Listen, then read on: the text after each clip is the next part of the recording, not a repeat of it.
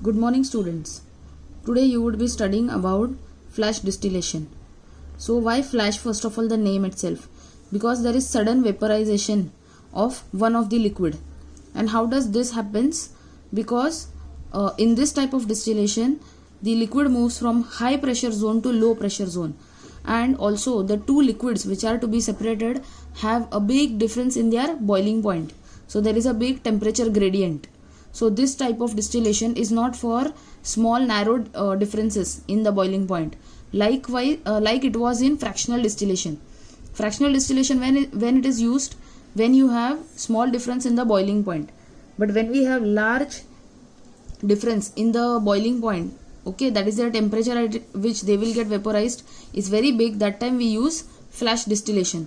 So this is the diagram given in your book, in which you can see from the left hand side, feed enters, there is a pump, then the heater system is there to heat the assembly, and then the first assembly from where your feed is pushed is the high pressure area, and then when it moves to the next part of your apparatus or the instrument, there is pressure reducing valve, that is suddenly it moves from high pressure zone to low pressure zone, and due to this there is sudden vaporization of one of the liquid, hence it is called as flash distillation.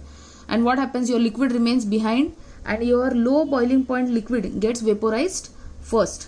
So you get quickly your low boiling point liquid vaporized easily, and which gets condensed further, and your liquid is separated, and gradually your next liquid which is there behind remaining will also get heated up, will get vaporized, and that could be condensed later. So this is a very channelized process. It's a continuous process as well. And the assembly, you can see how it is.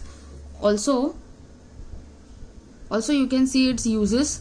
This is widely used in petroleum industry for refining crude oil. See, it can be used for in pharmaceutical industries as well, when we have big differences in the boiling point of two liquids. That time it would be very good for separating those two solvents or those two liquids, whatever it is.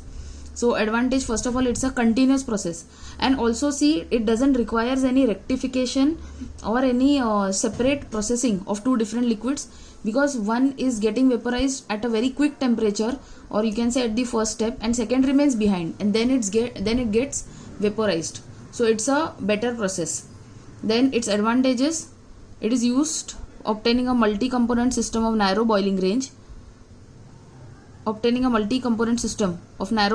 Especially oil refinery. Examples are petroleum, ether 60, 80 range. Okay, what is the disadvantage? That is, this is not effective in separating components of comparative volatility.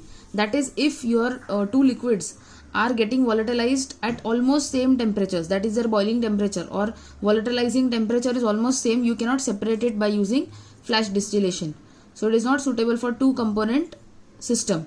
For multi component, it is better when you have difference in the boiling point or the volatility. We had seen what is volatility in the last lecture. As well, you can study first the introduction of this chapter from Subramaniam. Volatility, relative volatility, what is still, what is distillate, what is receiver. Everything is given in clear and simple details.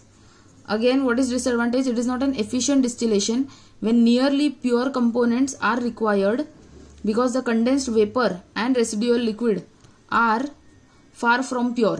Okay, so for pure we generally go for your steam distillation, molecular still, all such things. Here what is the best is separation of the components. Best separation of two components when you have large difference in their volatility.